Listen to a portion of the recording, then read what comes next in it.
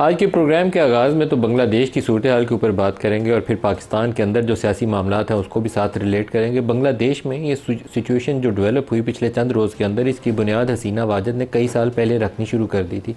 जैसे ही उनको इक़्तिदार मिला तो उन्होंने अपोजिशन की जितनी जमातें हैं उनको क्रश करने की पॉलिसी अपनाई। खालिदा ज़िया हो या जमात इस्लामी के सरकर्दा बाद ज़ईफ़ुल उमर लोग जिनको जेलों में और कैदोबंद की सोबतें बर्दाश्त करना पड़ी, वो सारा इसी पॉलिसी का हिस्सा था। कईयों को फांसी के फंदे पर चढ़ाया गया और छोड़ा नहीं उन्होंने अपना एक भी सियासी मुखालिफ जो उनके ख़िलाफ़ आवाज़ उठा सके।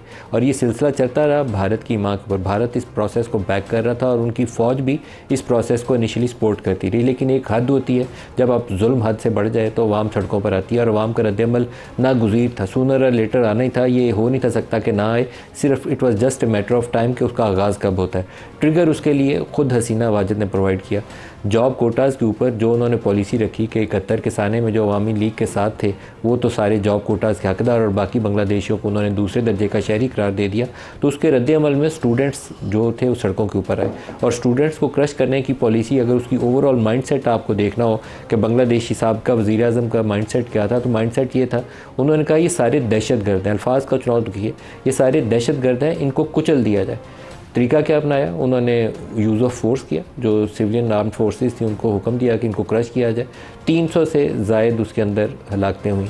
इंटरनेट बंद कर दिया, सारी सोशल मीडिया ऐप्स बंद कर दी।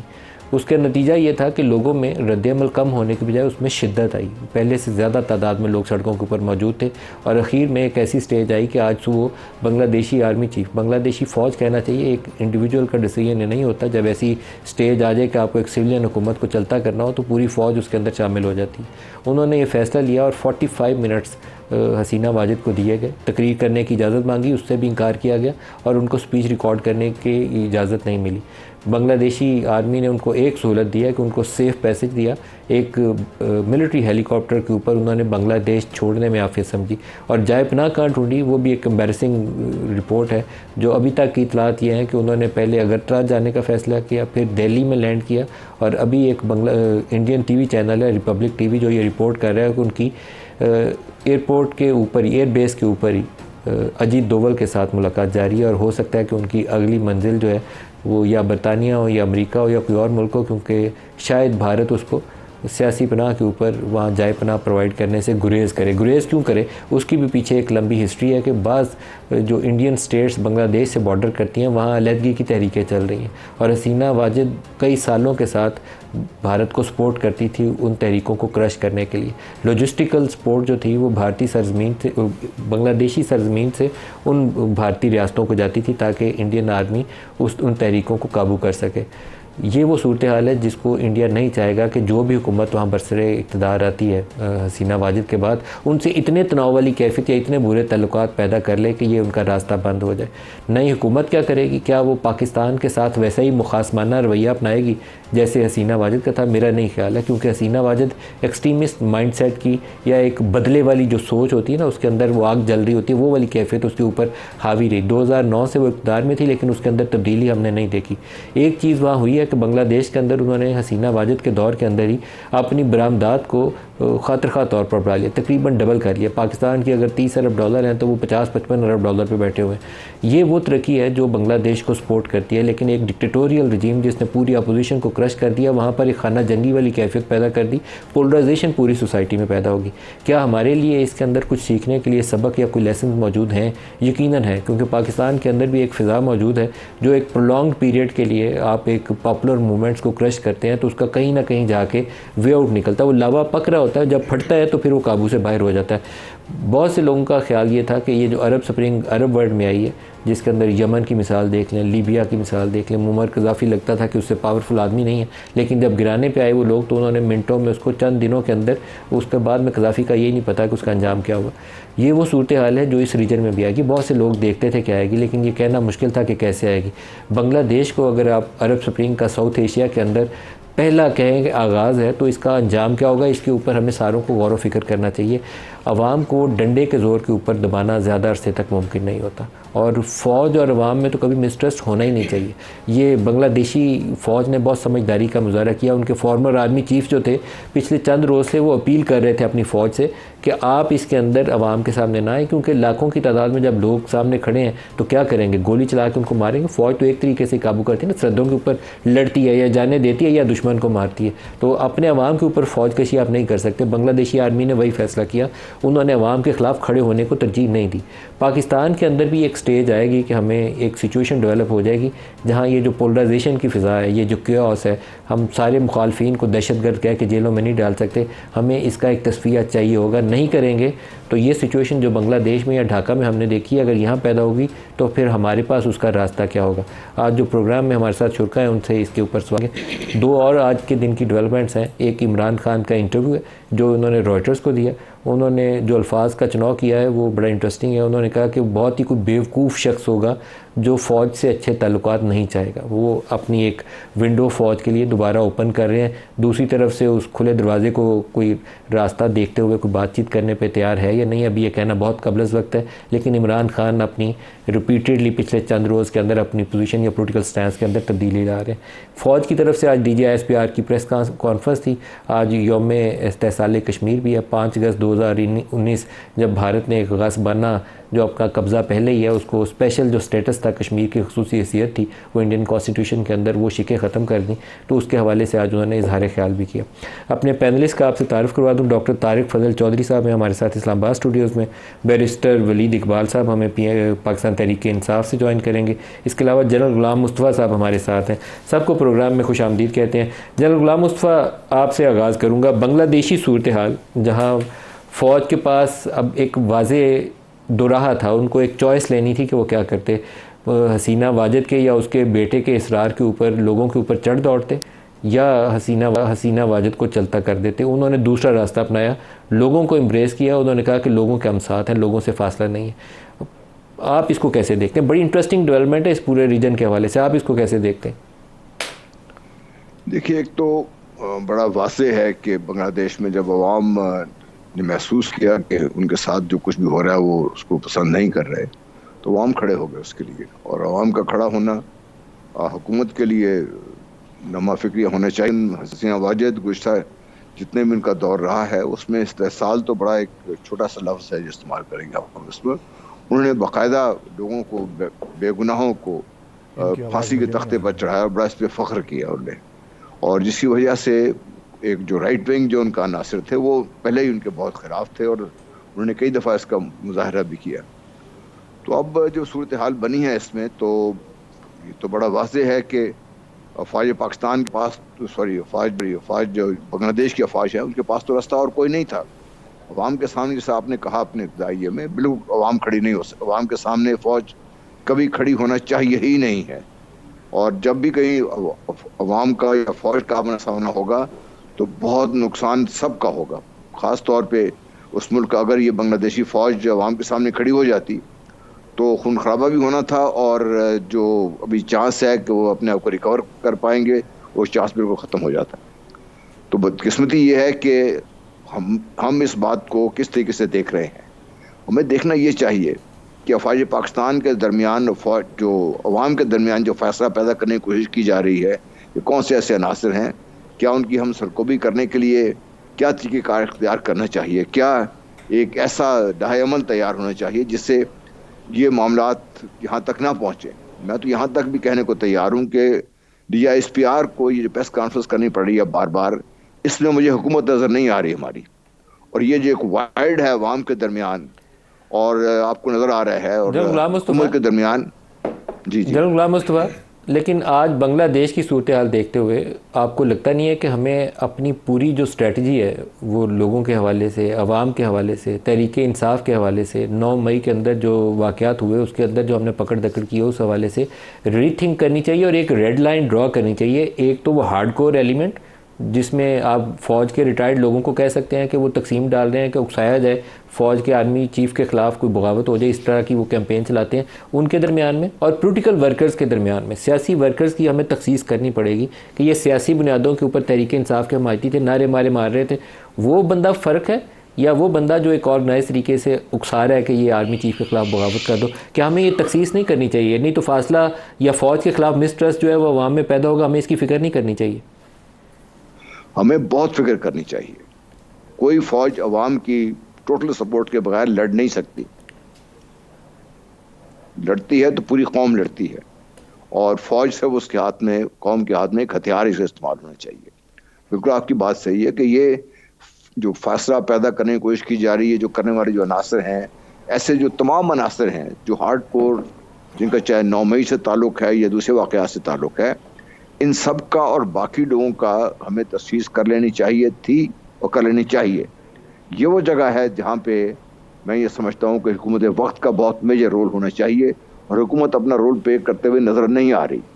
हुकूमत, मैं इसलिए बार बार हुकूमत का नाम ये ले रहा हूँ कि भाई आप देखिए, हमला तो करने वाले हमला कर रहे हैं, चाहे वो सोशल मीडिया के थ्रू कर रहे हैं, तकरीरों के थ्रू कर रहे हैं, राइटअप के थ्रू कर रहे हैं। उनको रोकने के लिए, अवाम के जहनों से ये बात निकालने के लिए कि भाई ये जो चीज़ है ये सही नहीं है, ये हुकूमत वक्त का काम है, क्योंकि वो एक मैंडेट लेके आई हुई है। उनका काम है ये बैठ के बात करना। ये और ये जो फौज जब ये बातचीत करती है तो लोग उसको किसी और नज़र से देखते हैं इसको सारे। DGISPR ने आज प्रेस कॉन्फ्रेंस के अंदर 9 मई के हवाले से जो उनकी पुरानी प्रेस कॉन्फ्रेंस थी उसका तज़किरा करते हुए कहा कि फ़ौज वहीं खड़ी है, फ़ौज के मौक़िफ़ में कोई तब्दीली नहीं। सुनिए वो मौक़िफ़ क्या था और उन्होंने कहा कि आज फौज का बड़ा वाज़ेह मौक़िफ़ है। जो 7 मई की ISPR की प्रेस कॉन्फ्रेंस थी उसमें यह बयान किया गया था, ना उसमें कोई तब्दीली आई है और ना ही आएगी। अगर कोई सियासी सोच और कोई सियासी टोला अपनी फौज पे हमलावर हो, इसी कौम के शहीदों की तज़हीक करे, इसी कौम की फौज के बारे में धमकियां दे, प्रोपेगेंडा करे, तो उससे कोई बातचीत नहीं करेगा। ऐसे सियासी इंतशारी टोले के लिए सिर्फ एक ही रास्ता कि वो सिद्ध के दिल से माफ़ी मांगे। बातचीत है वो सियासी पार्टीज को आपस में ज़ेब देती है, इसमें फ़ौज या इदारे बिल्कुल मुनासिब नहीं कि बातचीत में। जनरल गुलाम मुस्तफ़ा, पाकिस्तान में अगर अभी दाखिली तकसीम में आपको गिनवानी शुरू करूँ तो तहरीक इंसाफ एक बड़ा इशू है जिसको हमें एड्रेस करना है। ये कौमी सतह की जमात है और इस वक्त हुकूमत के बयानात आप सुने तो वो तो बैन करने की बातें कर रहे थे। जैसे हसीना वाजिद ने जमात इस्लामी को बैन किया था, उसका फॉलो आउट हमारे सामने देख लिया हमने। आप KP में चले जाएँ तो बेशतर KP का इलाका टेररिज्म की वजह से आपके लिए एक हॉस्टाइल सिचुएशन बना हुआ है। रात के बाद, शाम के बाद आप वहाँ बेशतर एरियाज़ में नहीं जा सकते। बलूचिस्तान के अंदर एक प्रोटेस्ट चल रही है और उसके लिए जो DGISPR ने उनको कहा कि ये दहशतगर्द इनके साथ एसोसिएट कर रहे हैं। ये आज उन्होंने अल्फाज का चुनाव किया, जो ना करते तो शायद ज़्यादा बेहतर होता। उन सारों को दहशतगर्द करार नहीं देना चाहिए। एहतजाज लोग करते हैं, लेकिन मैं आपकी ज़ुबानी सुनना चाहता हूँ कि ये सारी सिचुएशन PTI, बलूचिस्तान प्रोटेस्ट और KP, इन तीनों को आप कैसे रिलेट करते हैं और वे आउट क्या सजेस्ट करते हैं? देखिए, वे आउट तो सिर्फ एक है कि ये पॉलिटिकल प्रोसेस है, इसको आगे चलाया जाए और इसके ज़रिए से ही जो भी आपने चीज़ें दुरुस्त करनी है उसी दुरुस्त होंगी। 9 मई में जो लोग भी मुलविस हैं, जो लोग जिन्होंने ये तोड़फोड़ की है या पाकिस्तान के मुख्तलिफ जो निशानात हैं या जहाँ पे शुहदा को किसी की तस्दीक का निशाना बनाया गया, वो चंद लोग हैं ऐसे, उनको पकड़ के सजा जरूर मिलनी चाहिए। लेकिन जो आपकी एक अवाम है और अवाम में जो एक पार्टी अगर मकबूल है जिस तरीके से आपको नज़र आ रहा है, तो फिर उसको आप किसी के साइड लाइन नहीं कर सकते। देखिए, कोई भी सियासी क़ुव्वत जो खुद अवाम के दरमियान से पैदा हुई हो उसको कोई ख़त्म नहीं कर सकता। उसको सियासी प्रोसेस ही ख़त्म कर सकता है। सियासी प्रोसेस के थ्रू ही उसको आप किसी तरीके से सब मसाइल से या तो उसको सामने ला सकते हैं, उनको ख़त्म कर सकते हैं। तो जब तक आप पॉलिटिकल प्रोसेस में जो हमारी, मैं इसलिए हुकूमत का नाम इसलिए ले रहा हूँ कि मेजर जिम्मेदारी हुकूमत की होनी चाहिए थी। हुकूमत को खुद आगे बढ़कर ये सारे जो मामलात हैं इनका जायज़ा लेकर एक वाज़ेह लाए अमल तैयार करके उसके ऊपर अमल करना चाहिए था। हुकूमत बाकी सब कुछ तो कर रही है, ठीक कर रही है, गलत कर रही है, उस पर हम बहस कर सकते हैं। जनरल गुलाम मुस्तफ़ा, आपको ये लगता नहीं है कि ये जो हाइब्रिड रिजीम का हमने पाकिस्तान में एक मॉडल इंट्रोड्यूस करवाया था इमरान खान के दौर में, PDM की हुकूमत में वो हाइब्रिड प्लस हो गया था और अभी शहबाज शरीफ की हुकूमत वो हाइब्रिड प्लस प्लस है, इसका बोझ चाहते ना चाहते हुए फ़ौज की जानिब जाता है। पता नहीं आप रिटायर्ड लोग हैं कैसे इसको देखते हैं, लेकिन आप अगर पब्लिक सेंटीमेंट या उसका रद्द-ए-अमल देखें ना मुख्तलिफ मसाइल के ऊपर, तो शहबाज शरीफ से ज़्यादा लोग इस्टेब्लिशमेंट की तरफ देखते हैं। आप क्या कहते हैं इसके ऊपर? जी बिल्कुल, मैं आपसे ये कह रहा हूँ कि सारा कोई डिफ्लेक्ट होकर आ तो फौज पे रहा है। इसलिए DGISPR बार बार आके जो बात कर रहे हैं, अपनी पोजीशन वाजे कर रहे हैं, उनको इस चीज़ की जरूरत पड़नी ही नहीं चाहिए थी। अब भी अगर जिस तरीके से मामला आज खड़े हुए हैं, और जो खैबर पख्तूनख्वा के अंदर जो सूरत हाल है और जो बलूचिस्तान के अंदर सूरत हाल है, इसके ऊपर आप क्या बोलेंगे? इसके ऊपर भी तो एक पॉलिटिकल प्रोसेस चाहिए और बड़ा ब्रॉड बेस्ड पॉलिटिकल प्रोसेस चाहिए, जिसमें फ़ौज एक हिस्सा होनी चाहिए, लेकिन बोझ फ़ौज के ऊपर नहीं होना चाहिए, बोझ सियासी लोगों के ऊपर होना चाहिए। उन्हें स्ट्रेटजाइज़ करना चाहिए, हिकमत अमली बनानी चाहिए। मुझे नहीं लगता कि हम इस तरह की सोच विचार कर रहे हैं। अफसोसनाक सूरत हाल मुझे तो नज़र आती है, लेकिन माजरत के साथ कोई लगता नहीं है ऐसा फोरम एग्जिस्ट करता है जहाँ बैठ के हिकमत अमली के ऊपर काम किया जा रहा है। जी बिल्कुल सही जी, मैं आपसे ये अर्ज कर था ना पहले कि आप हुकूमत में बैठे हुए हैं, चाहे वो बलूचिस्तान की हुकूमत है, केबी की हुकूमत है, फेडरल हुकूमत है, पंजाब की हुकूमत है, और जो हमारे एक बार इन सब के जो मजमूई मसाइल हैं, उनमें से जो आपको प्रायोरिटाइज करना पड़ेगा। सबसे पहला प्रोसेस क्या है कि आपको पॉलिटिकल स्टेबिलिटी चाहिए, और पॉलिटिकल स्टेबिलिटी उसको देने के लिए और फ़ौज पाकिस्तान को हिस्सा बनाए, जो तारीख है हमारा उसका, लेकिन उनका मेन रोल उसमें ना अगर आप करेंगे तो सियासी लोगों का ही नुकसान होगा। सियासी लोगों का ही काम है कि आगे बढ़ें, अपनी सियासी नुकसान को बर्दाश्त कर लें। अगर आज हो जाता है तो कल हो सकता है उनका ही नुकसान पूरा हो जाए। तो इसलिए मैं समझता हूँ कि यह वो चीज़ है कि जो ये बोझ उठाना पड़ेगा, और ये बोझ जो हमारी सियासी लीडरशिप है उसको उठाना पड़ेगा, और वो उठाने को तैयार नज़र आ नहीं रही। जैसा आपने कहा ना, कोई ऐसा फोरम नहीं है जो मिलकर बैठ के कोई एक वाज़ेह हिकमत अमली तैयार हो, एक ऐसा बयानिया तैयार हो जिससे हम काम कर सकें। आज कश्मीर के बारे में देखिए, आप बात ही नहीं कर रहे इस बारे में। हम ये समझ ही नहीं रहे कि जो भारत ने आज से 5 साल पहले कदम उठाए थे, उससे नेक्स्ट स्टेज क्या होगी इसकी, और उस नेक्स्ट स्टेज में जो पाकिस्तान के अंदरूनी खलफशार है, किसी भी लेवल का, किसी का भी है, उसको किस तरीके से हवा दी जा रही है, और क्यों हम उसको समझ नहीं पा रहे इसके। जनरल गुलाम मुस्तफ़ा, अगर इमरान खान कहता है कि मुझे बात करनी है, तो क्या फ़ौज का रद्दअमल क्या होना चाहिए? आज तो जो ऑफिशियल स्टेटमेंट है डीजी साहब की, वो तो यही है कि उस 9 मई वालों से कोई बात नहीं होगी, लेकिन क्या कोई रास्ता होना चाहिए, बैक चैनल, किसी ऐसे काबिल भरोसा शख्स को ड्यूटी लगाई जाए कि फासले कुछ कम करे? देख, होने चाहिए फासले, तो कम फासले होने चाहिए। नहीं, अव्वल तो ये फ़ौज को क्या करना चाहिए? फ़ौज एज इंस्टीट्यूशन क्या रिस्पॉन्स देना चाहिए? देखिए, फौज एंड इंस्टीट्यूशन, मेरा अपना ख्याल ये है कि बैक चैनल बातचीत होनी चाहिए, ताकि एक तो ये है कि खान साहब जो बात कर रहे हैं क्या उस पर कायम रहेंगे, वो कोई गारंटीज दे सकते हैं इस चीज़ की। क्योंकि खान साहब के भी बयानात ने और उनके ख्यालात ने फिर कभी एक तरफ कभी दूसरी तरफ होता है। पहले उनको भी इसका भी पता होना चाहिए। साथ दूसरे, पाकिस्तान में ऐसी शख्सियात तो डेफिनेटली होंगी जो फ़ौज और PTI के दरमियान और इस तरीके से हुकूमत को भी बीच में लाए। देखिए, मैं इस बात से खबरी साहब से सद एहतराम इख्तराफ़ करता हूँ कि ठीक है, उनके वोट इतने नहीं होंगे, लेकिन वो अवाम की किसी हद तक नुमाइंदा तो हैं, चाहे वो पीस पार्टी है, चाहे वो नून लीग है या दूसरी जमातें हैं। उनको भी इतने ही स्टेक होल्डर्स हैं पाकिस्तान में जितने और दूसरी सियासी जमातें हैं, उनको भी आपको साथ में लाना पड़ेगा, उसका बाहर नहीं रख सकते उनको।